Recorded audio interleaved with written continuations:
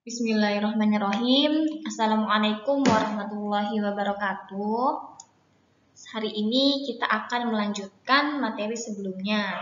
Sebelumnya kita sudah membahas bagaimana cara kerja penetapan dari kadar sampel larutan gula dengan menggunakan metode refraktometri. Hari ini kita akan melanjutkan bahasan yaitu masuk ke bagian perhitungan bagaimana cara menghitung kadar dari sampel larutan gula dengan menggunakan metode refraktometri. Setelah sebelumnya kita udah bahas bagaimana cara kerjanya, kemudian kita masuk ke data pengamatan. Data pengamatan yang diambil. Sebelumnya itu kan kita membuat larutan deret standar Larutan deret standar sebanyak 5 gram, kemudian 10 gram, 15 gram, 20 gram, dan 25 gram.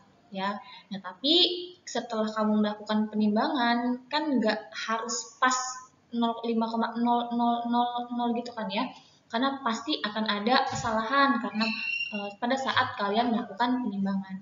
Nah, ini adalah contoh saja yang diberikan adalah contoh hasil penimbangan yang didapat kayak gitu. Nah, untuk yang 5 itu sebesar 5,0014 gram, kemudian yang 10 gram dapatnya 10,0009 gram, kemudian yang 15 adalah 15,0025 gram, ada 20,0013 gram, ada 25,0008 gram.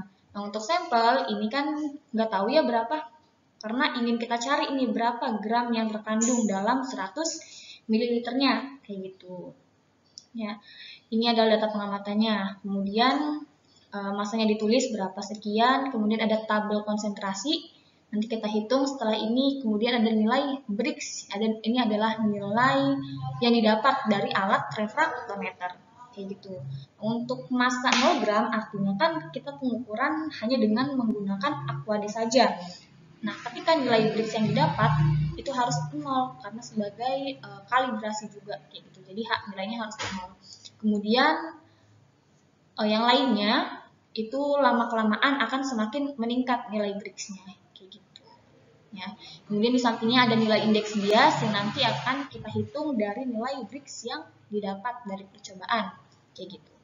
Jadi nilai massa yang ditimbang ini adalah massa yang didapat saat kalian melakukan penimbangan deret standar sukrosa, kemudian nilai Brix di sini adalah hasil pengamatan menggunakan alat refraktometer.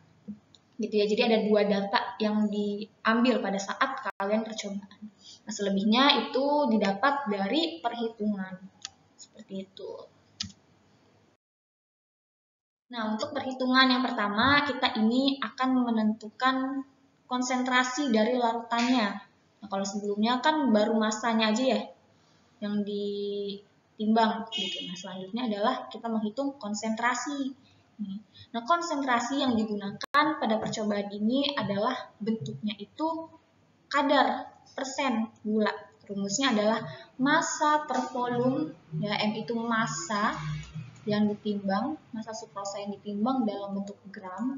Kemudian volumenya adalah volume, biasanya itu volume dari larutan yang digunakan. Karena pada percobaan ini larutan sukrosanya itu dilarutkan dalam 100 ml labu ukur, berarti volumenya adalah 100 ml kayak gitu dalam satuan mililiter. Dan dikali 100% gitu. Jadi tabel yang konsentrasi ini dihitung dari 5,0014 gram per 100 volumenya 100 dikali 100. Nah, coret-coret hasilnya sama sisa massanya aja 5,0014 100. Ini 5 berarti 0014 per 100 kali 100 sama dengan 5,0014 dalam satuannya persen. gitu ya. Dan yang bawahnya berarti juga sama 10,0009 per 100 kali 100, 100-nya coret, jadi hasilnya tetap 10,0009. Begitupun dengan yang bawahnya juga. Kenapa hilang dulu ya? Ya, itu berarti 5,0014, 10,0009, 15,0025, 20,0013, kemudian yang terakhir ada 25,0008%. Ya, untuk sampel sukrosa ini konsentrasinya belum diketahui. Jadi nanti tujuan akhir kita adalah mencari konsentrasi dari sampel sukrosa. Seperti itu.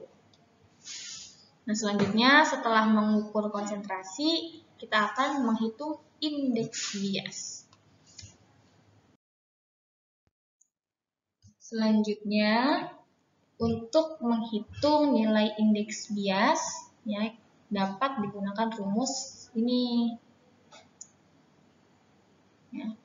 Rumus ini itu sebetulnya sudah dikonversi menjadi lebih ringkas. Nah, sebelumnya untuk mengubah nilai Brix menjadi nilai indeks bias itu menggunakan tabel. Nah, ketika kita menggunakan tabel itu cukup rumit gitu cara penghitungannya. Nah, untuk mempermudah ya, untuk memudahkan, untuk mempercepat perhitungan, maka dikonversilah menjadi rumus seperti ini gitu. Nah, untuk menghitung indeks bias yaitu N sama dengan, nah, N ini adalah nilai indeks bias. Ya, rumusnya adalah 1,333 ditambah dalam kurung 0,001420,854 dikali B. B ini merupakan nilai Brix yang didapat dari percobaan. Kayak gitu. Nah, kemudian kenapa sih harus tutup kurung gitu? Karena tandanya nih, tanda bacanya ini beda ya. Ini ada plus, yang ini ada kali gitu. Nah, kali itu kan harus dihitung lebih dahulu. Nah, makanya dilakukan pengukuran terlebih dahulu dengan menggunakan tanda tutup kurung seperti itu. Ya, kemudian dari sini ditambah lagi dengan 0,000000567863 dikali B kuadrat. Artinya nilai Brix yang didapat lagi dari percobaan tapi dikuadratkan. Jadinya nilai Brix dikali dengan nilai Brix. Seperti itu. Nah, kemudian ditambah lagi dengan 1,50489 dikali 10 pangkat min 8. Ingat ya, 10 pangkat min 8. Ya, ada nilai minnya di sana. Ya, jangan sampai minnya kelupaan. Nanti hasilnya pasti akan berbeda. Gitu. Kemudian dikali nilai Brix tapi dikubikan. Ya, nilai Brix-nya dikali Brix lagi, kemudian dikali Brix lagi. Gitu. Ya, nah contoh misal kita hitung yang nomor 1 nih. Ya, nomor 1 itu blanko kan ya. N1 N sama dengan 1,333 ditambah 0,001420,854 dikali nilai Brix-nya. Nah, ini yang untuk yang 0 gram artinya tidak ada sukrosa yang terkandung dalam larutan tersebut, berarti nilai Brix-nya nanti yang didapat harus 0. Ya, masukkan nilai Brix-nya 0 ditambah 0,0000567863 dikali 0 kuadrat ya, dan ditambah 1,50489 kali 10 pangkat 8 dikali 0 kubik gitu. Nah, karena ini perkaliannya dengan 0, maka hasilnya 0 juga. 0, 0, 0. Berarti yang tersisa 1,333. Gitu. Jadi nilai indeks bias dari blanko itu sebesar 1,333. Gitu. Contoh yang kedua lagi kita ambil. Ya, berarti N sama dengan 1,333 ditambah ya, 2 0,001420,854 dikali nilai Brix yang didapat. Berarti ini 4,2 gitu. Dan ditambah lagi dengan 0,00000567863 dikali 4,2, jangan lupa dipangkat kan 2 gitu ya. Kemudian ditambah 1,50489 dikali 10 pangkatnya 8 dikali nilai Brixnya 4,2 pangkat 3 gitu. Setelah dihitung ya, setelah dihitung ternyata didapat hasil 1,3399068. Nah, kita kesepakatan aja yang dimasukkan ya ke dalam tabel itu cukup 4 angka di belakang koma saja. Begitu. Jadi, nilai ini dibulatin menjadi 1,3391. Itu. Nah, udah kita masukin ini ke tabel 1,3391 gitu. Nah, untuk yang lainnya Ibu juga sudah menghitung ya. Yang deret standar kedua yang konsentrasinya 10,0009 didapat nilai indeks bias sebesar 1,345337.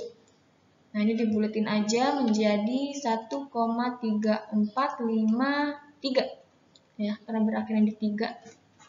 Jadi pembulatannya ke bawah.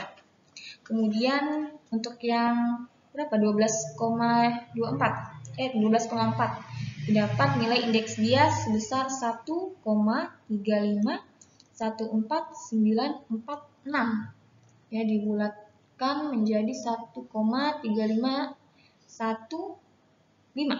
ya, karena berakhiran di 9. Kemudian untuk yang 16,6 1,3581576 ya, dibulatkan menjadi 1,358 ya, ini 5 nih. Jadi 5 ini ya ketika dibulatkan dia punya 2 kemungkinan ya. Ada 2 kemungkinan. Mana ya? 2 kemungkinan ya di atas. Yang pertama, kalau sebelum angka 5 itu angka genap ya, maka pembulatannya tetap di angka tersebut. Ya, misal 1,33910.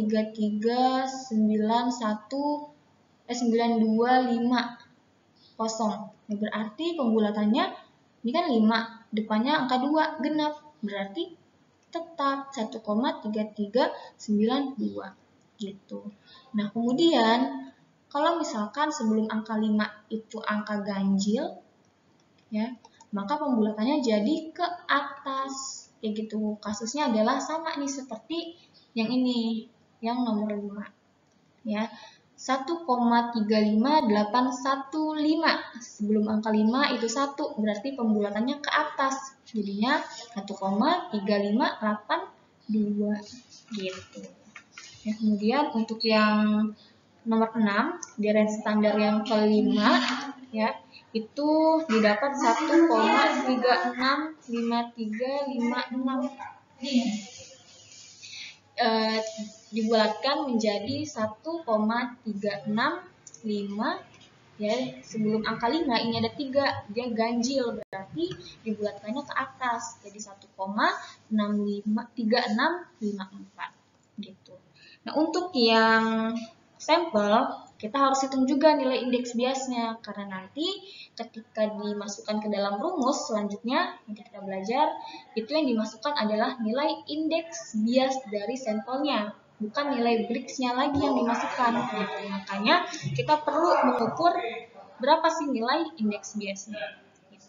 Jadi 1,349000947 dibulatkan menjadi 1,3490. Ini adalah cara ya untuk mengkonversi dari nilai Brix menjadi nilai indeks bias gitu. Jadi yang pertama kita sudah menghitung konsentrasi, kemudian yang kedua kita sudah menghitung nilai indeks bias ya, yang didapat dari perhitungan memasukkan rumus Brix-nya. Nah, selanjutnya setelah menghitung konsentrasi dan indeks bias, kita masuk ke pembuatan kurva kalibrasi. Nah, pembuatan kurva kalibrasi ini digunakan untuk mencari nilai intercept dan slope. Kayak gitu.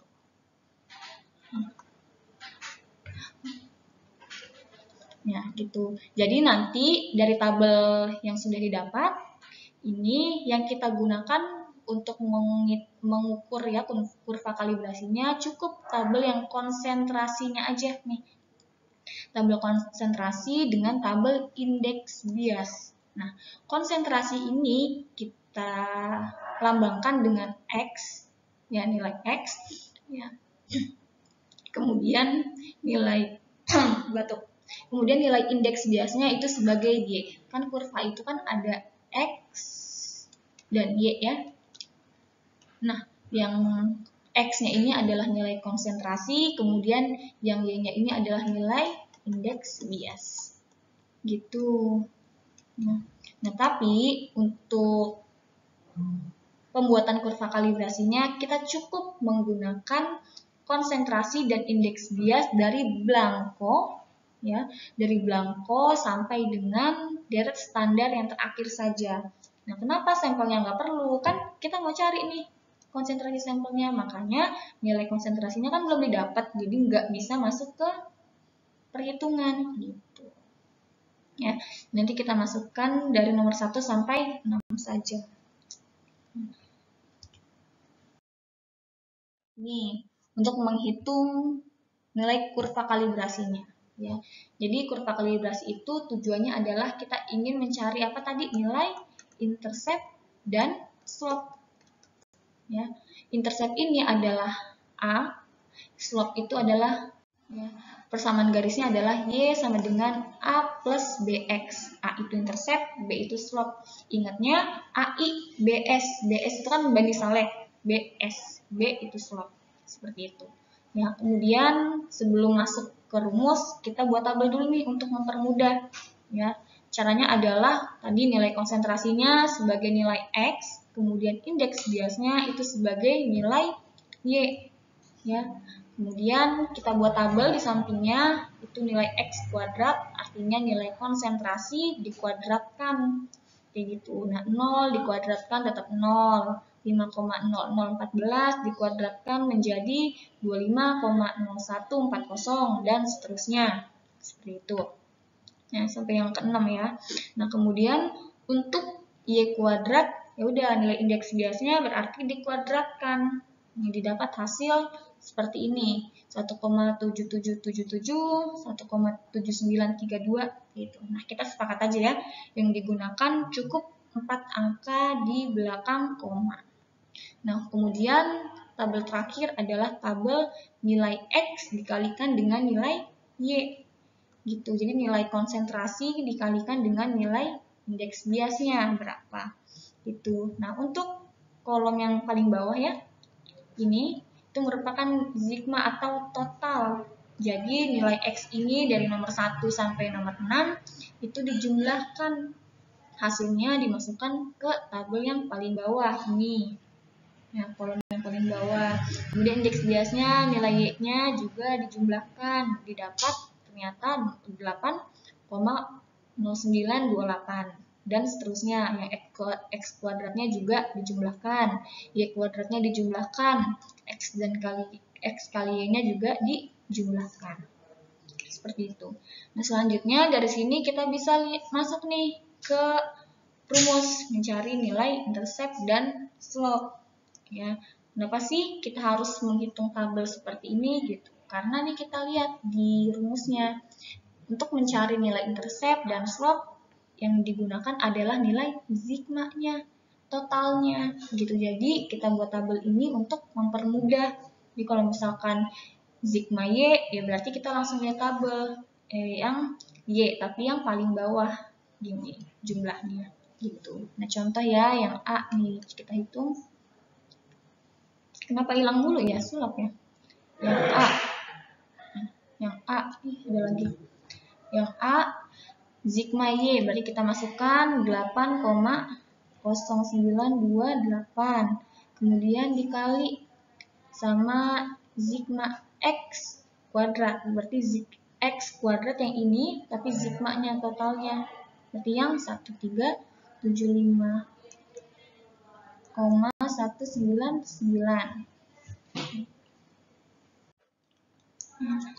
Kemudian dikurang ya, sigma X berarti yang salah ya, ini sigma Y benar, sigma X berarti yang 75,0069 dikali dengan sigma X kali Y berarti yang nih tabel XY berarti yang sigma-nya 101,7293 ya. Sama dengan belum dibagi dengan N itu adalah jumlah datanya ya. N itu jumlah data. Nah, di sini kita pakainya blanko 1, kemudian di standarnya ada 5, berarti ada 6. Ya. 6 dikali sigma X kuadrat, berarti yang 1375,199 dikurang dengan sigma X 75,0069 tutup kurung kuadrat. Jadi beda ya. Kalau yang sigma X kuadrat yang kuadratnya di dalam kurung berarti pakainya tabel yang X kuadrat. Kalau yang sigma X tutup kurung baru dikuadratkan berarti pakainya yang tabel X tapi dikuadratkan gitu. Nah, setelah ibu hitung ya, ternyata didapat ini hasilnya adalah 3498,8111 dibagi dengan 2625,159 sama dengan 1,3328. Ya, ini nilai interceptnya, nilai A. Kemudian untuk nilai B-nya di sini ya.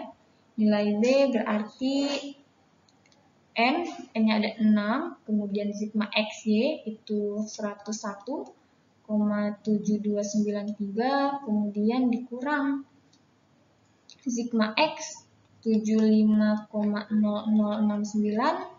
kemudian dikali sigma Y 8,0928, kemudian dibagi dengan N, jumlahnya ada 6 data, kemudian X kuadrat berarti 1375,199 dikurang sigma X, X-nya berarti 75,0069 kuadrat.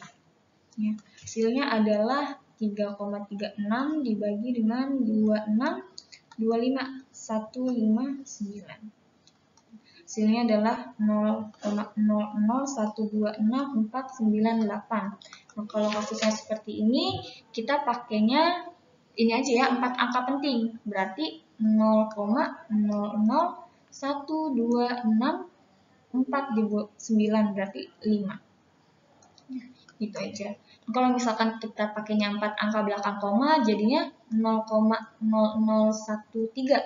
Ya, takutnya nanti setelah perhitungan perbedaannya cukup jauh karena 1300 ke 1265 kan cukup signifikan ya perbedaannya. Jadi kalau kasusnya 0,00 seperti ini kita pakainya 4 angka penting saja. Kayak gitu. Ya, jadi dapat nih nilai intercept itu sebesar 1,3328, kemudian nilai slope-nya, nilai B-nya itu 0,001265. Jadi kalau misalkan ditanya persamaan garis linearnya, ya berarti Y sama dengan A plus BX. Berarti Y sama dengan A-nya adalah 1,3328 plus B-nya 0,001265 X. Seperti itu. Nah, ini adalah untuk menghitung kurva kalibrasinya, persamaan garis linearnya.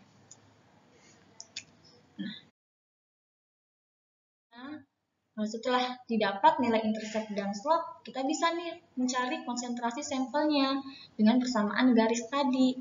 Kan kita dapat ya rumusnya Y sama dengan A plus BX. yaitu tadi di awal kita sudah sepakat Y ini adalah nilai indeks bias.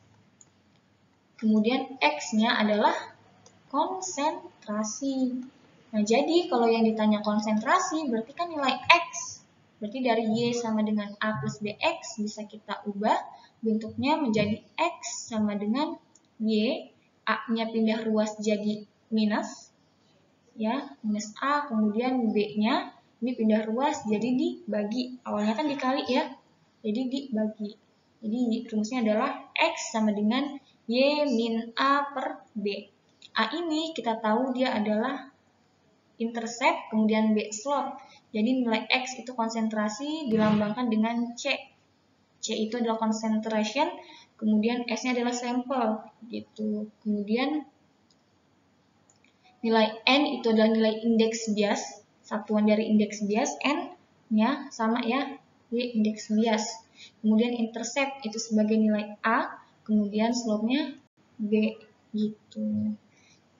Jadi kita tinggal masukin aja nih ke rumus. Konsentrasi sampel sama dengan nilai indeks bias dari sampelnya yang sudah didapat sebesar 1,3490. Tadi ya sudah kita hitung di awal.